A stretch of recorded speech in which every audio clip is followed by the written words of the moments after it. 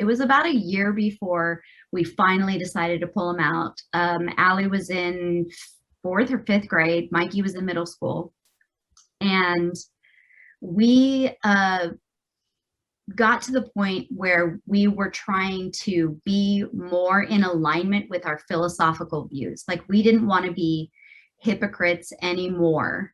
Up until that point, I have to say that I used to have this parenting idea that in order to be a good parent, you had to be a hypocrite, because you were never going to be at the standard or the level that you would dream for your children, because you love them so much and you want them to stand on your shoulders. And so you cannot emulate that in any way. And so I would, when Mikey and Allie were little, I would very much be like, don't do that. And they're like, well, you do that. And I'm like, well, yeah, but it's okay. I'm a hypocrite. I want you to be better.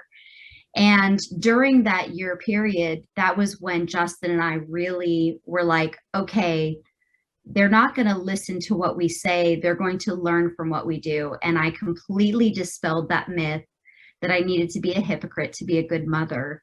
And we really started working on putting our foot forward and being better human beings and just being a better example. So during that time, Justin and I went to a Students for Liberty conference.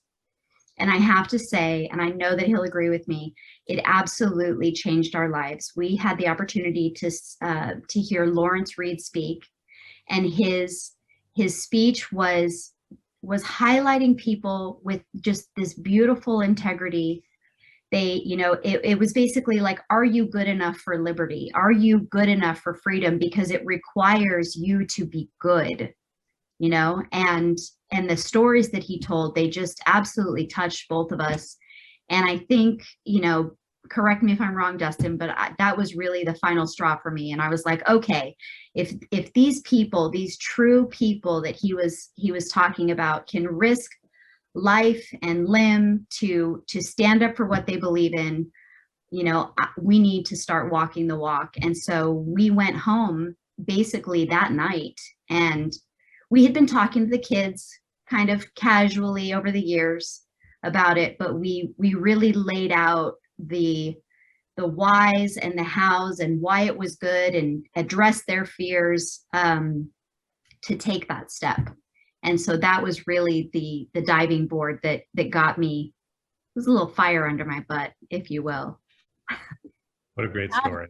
I'd like to say it's interesting, because usually it's because a child might not be thriving or not necessarily be happy in the school environment, and that's why the parents feel compelled to take them out of the school environment. But it seems like in your case, it went the other way, that you decided this wasn't in line, school wasn't in alignment with our values now, and we wanted to do better for our children, and therefore you convinced them. So I'd like to know how they felt, or where were they in this decision?